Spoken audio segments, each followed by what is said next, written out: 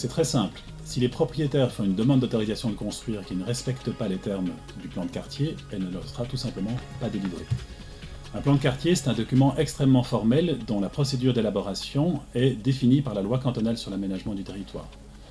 Elle passe par l'élaboration non seulement d'un projet, mais ensuite de toute une série d'études techniques qui elles-mêmes doivent faire l'objet d'un contrôle par les autorités cantonales qui vérifient finalement le sérieux de ces études techniques. Ensuite, la procédure d'approbation est elle-même extrêmement complexe. Il faut passer devant la municipalité, faire une enquête publique, avoir une adoption du conseil communal et enfin une approbation finale par la chef du département en charge de l'aménagement du territoire au canton. Donc on le voit, c'est une procédure qui est longue et complexe et pour vous donner une idée, à Sud-Village, entre l'élaboration du projet et le moment où on est aujourd'hui, on a mis 7 ans pour y arriver. Alors, un plan d'affectation, il est composé d'un plan, principalement, et d'un règlement. C'est un petit peu comme un plan général d'affectation, sauf que c'est beaucoup plus précis. Pour vous donner une idée, le plan général d'affectation qui définit ce qu'on peut ou ne peut pas faire dans la zone industrielle, il y a 4 articles qui définissent ce que les propriétaires peuvent faire ou non.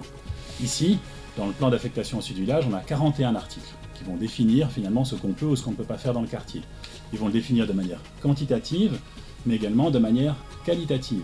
À titre d'exemple, pour les espaces publics, le règlement impose un quota minimum de surface dédié à la biodiversité, il va imposer des toitures végétalisées, etc., etc.